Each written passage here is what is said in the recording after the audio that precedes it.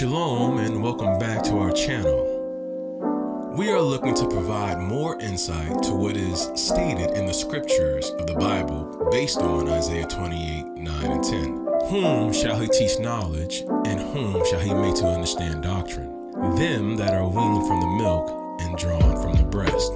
For precept must be upon precept, precept upon precept, line upon line, line upon line, here a little and there a little. So the key goal for this portion of our ministry is to look at a scripture or epistle by the verse and break it down to add clarity to that said verse. For this presentation of quick scripts, we are going to be looking at 2 Timothy chapter 2, verse 15. Study to show thyself approved unto Elohim, a workman that needeth not be ashamed, rightly dividing the word of truth. So we see that the first word of this verse is study. We all have an indication of what studying is, so let's use the same premise of studying to delve into the verse. We also see that the verse tells you to study to show yourself to be approved to Elohim. It did not say to your pastor or friend or people passing by on the street. It does state that you or thyself is a workman that does not need to be ashamed when rightly dividing the word of truth. So let's break this down. Let's precept the word study. We will see that the word study can be found in 1 Thessalonians chapter 4, verse 11. But let's look at verses 10 through 12. And indeed ye do it toward all the brethren which are all in Macedonia. But we beseech you, brethren, that ye increase more and more, and that ye study to be quiet, and to do your own business, and to work with your own hands, as we commanded you, that ye may walk honestly towards them that are without, and that ye may have lack of nothing. Let's also look at Ecclesiastes chapter 12, verse 12. And further, by these, my son, be admonished. Of making many books there is no end, and much study is a weariness to the flesh. So as we put these two precepts in context, the study of the word in itself will have you to increase in knowledge in what the word or in any subject matter is speaking of. In regards to the Bible, the studying of this word will have you walk in honesty towards your brethren that are without knowledge of the Bible. And you, as someone who will profess or prophesy the oracles of the Most High Yah, will not lack in knowledge or aspects of relating the subject matter. This is the breakdown of 1 Thessalonians chapter 4, verses 10 through 12. Ecclesiastes 12 and 12 instructs you that there are many books that are made and will be made. Attempting to study them all is weariness to the flesh, or is tiresome to the mind, which will cause confusion in the context of the word because everyone was not given the authority to speak the oracles of the Most High Yah. Discernment of who is speaking or attempting to utilize the Most High Yah's oracles is vital, as more than 99% of what you will intake from the world of religion will lead you down the path of destruction. Case in point, let's look at Acts chapter 17, verses 10 and 11. And the brethren immediately sent away Paul and Silas by night unto Berea, who, coming thither, went into the synagogue of the Jews. These were more noble than those in Thessalonica, in that they received the word with all readiness of mind, and searched the scriptures daily, whether those things were so. We see that the term brethren is being used again, and they, the brethren, sent away Paul and Silas by night unto a place called Berea. It says that Paul and Silas went into a synagogue of the Jews. So we have brethren, two people, a location, and a building of worship of a people called Jews. Then we see that in verse 11 that the Bereans were more noble than the brethren who were spoken of in Thessalonica that are found in the book of 1st and 2nd Thessalonians. The verse says that they, the Bereans, received the word with readiness of mind and searched or studied the scriptures to see if what Paul and Silas, brethren of those of Berea in the synagogue of the Jews, taught. It does not state that they challenged what was being taught to them when they heard something they didn't agree with, nor does it say that they spoke in means of correcting what was being taught. It states that they received the word with readiness of the mind or with an eagerness to learn. After Paul and Silas taught them the oracles of the Most High Yah, then and only then after, they searched out or studied the scripture to determine if what was stated was true. They studied for themselves and was selfless in their approach to learning and studying. Please do keep in mind that we are looking at 2 Timothy chapter 2 verse 15, and that the very first sentence of the verse is to study to show yourself approved to Elohim. So again, the Bereans are studying to be in righteous standing with Elohim. We also see in the verse that the term workman is used. Let's precept workman to get understanding of what this term means in the Bible. Let's look at Exodus chapter 31, verses 3 through 6, and 1 Chronicles chapter 28, verse 21.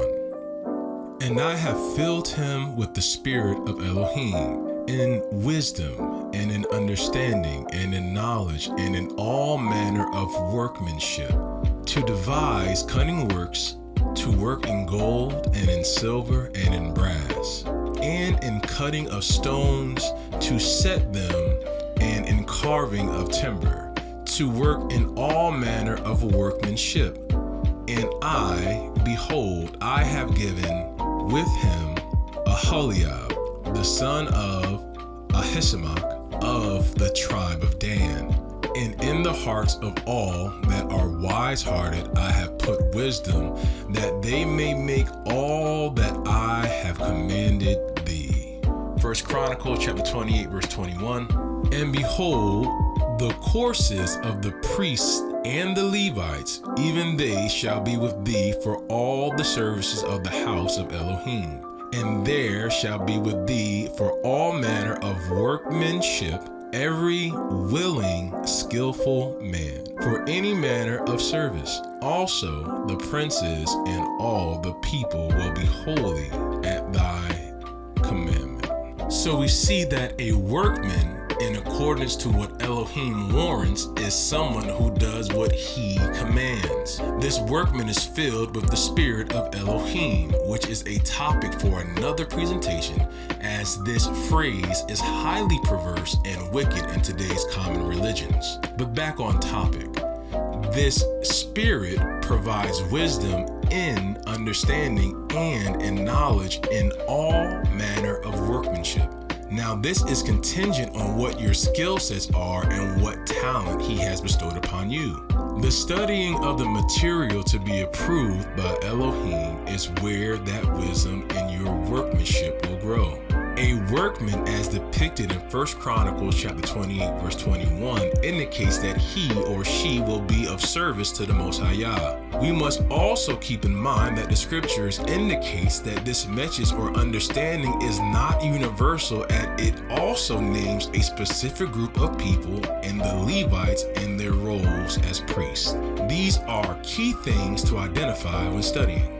2 Timothy 2:15 continues to say that this workman needeth not be ashamed. What does shame or being ashamed look like in context to the Bible? Let's precept ashamed in Genesis chapter 2, verse 23 and 25. And Adam said, This is now bone of my bones and flesh of my flesh. She shall be called woman, because she was taken out of man. Therefore shall a man leave his father and his mother, and shall cleave unto his wife, and they shall be one flesh. And they were both naked, the man and his wife, and were not ashamed. So in the natural state of creation, nakedness was nothing sinful or something to be ashamed of. Let's look at when this changes.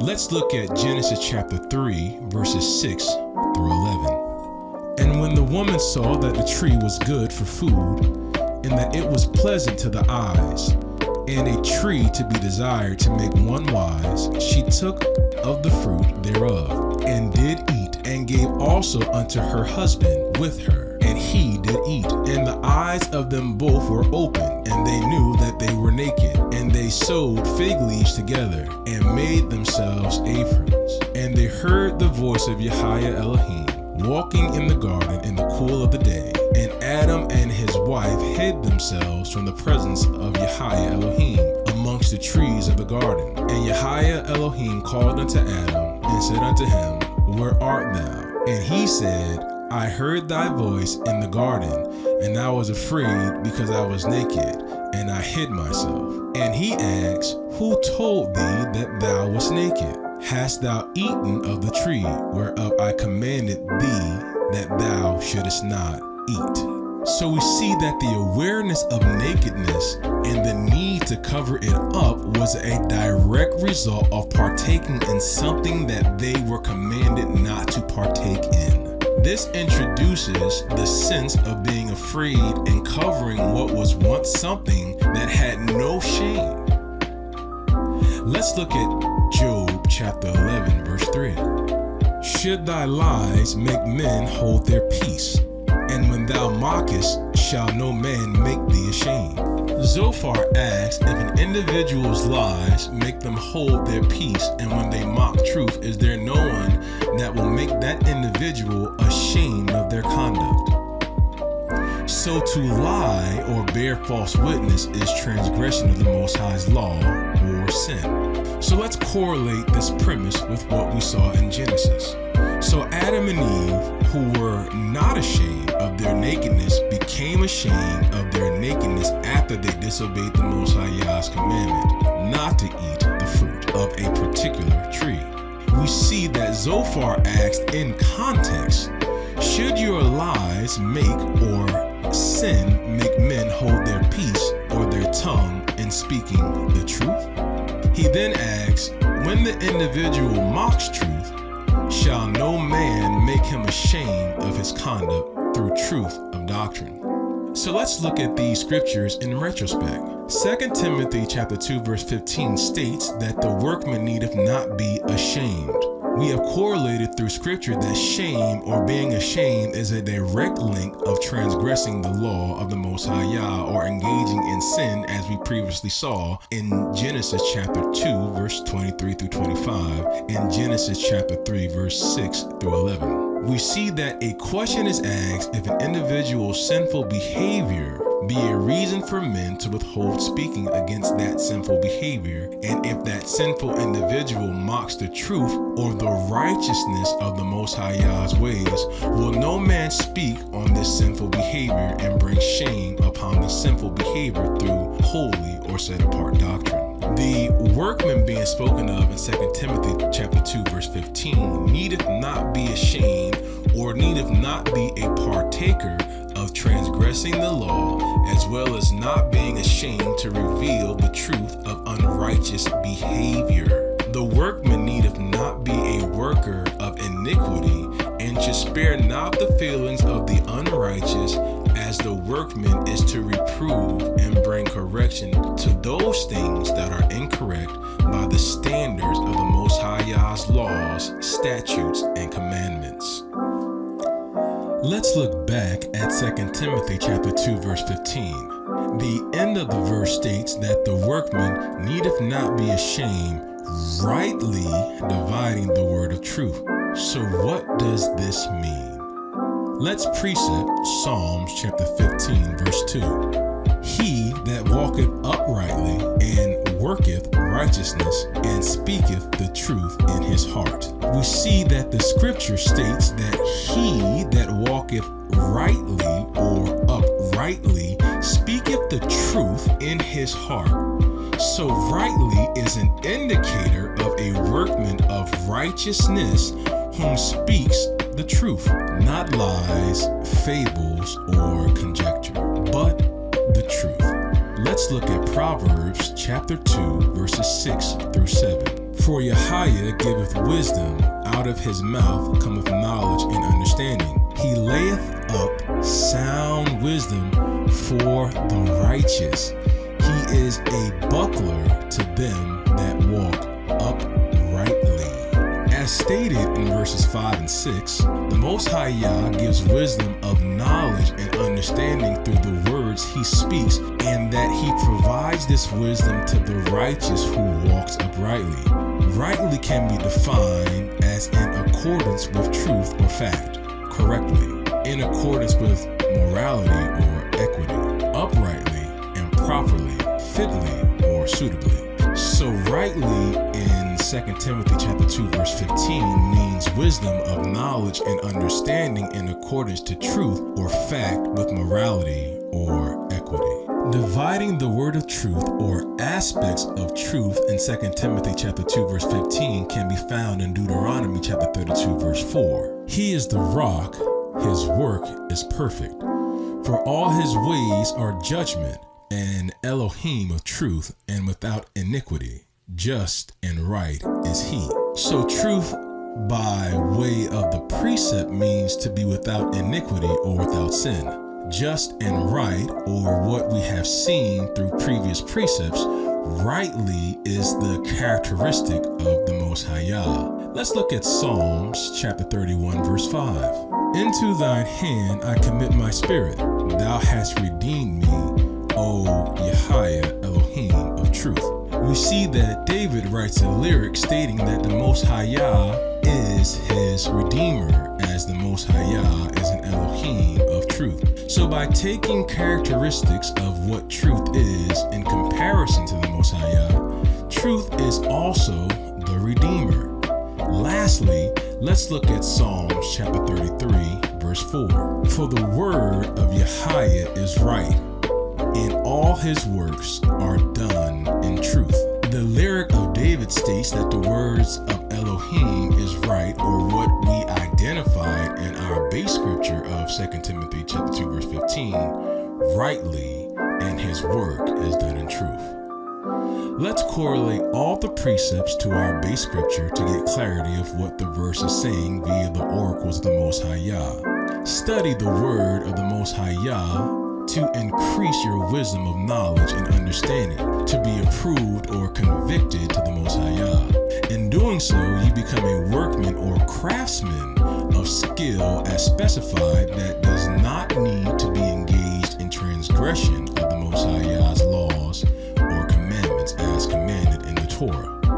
This workman does not need to be ashamed of his specified craft that enforces him to walk upright, to reveal the truth of unrighteous behavior, and to spare not the feelings of the unrighteous, as his or her duty is to reprove and bring correction to those things that are incorrect by the standards of the Most High Yah's laws, statutes, and commandments.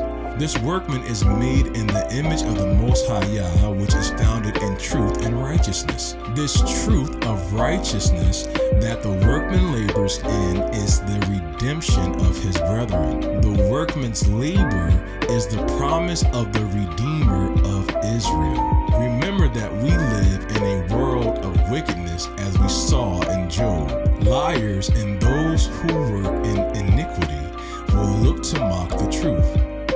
Amos 5 and 10 states, They hate him that rebuketh in the gate, and they abhor him that speaketh uprightly.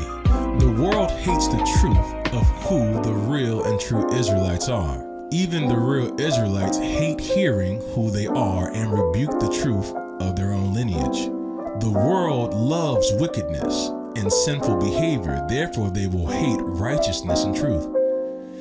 This is the adversary and obstacles of the workman. Matthew 9 and 37 states that the harvest is truly plenteous, but the laborers or workmen are few. Who are you? Part of the harvest or the workman? You will know based on your diligence in understanding the Most High Yah's word first. See where you are in your faith and your knowledge of His Word. Many people claim to be ordained or anointed by the Most High Yah and don't even know what that means in accordance to the Word, thereby making them liars. These liars has held the tongues of men for far too long, and now redemption of truth has resurfaced. Study to show yourself approved to Elohim,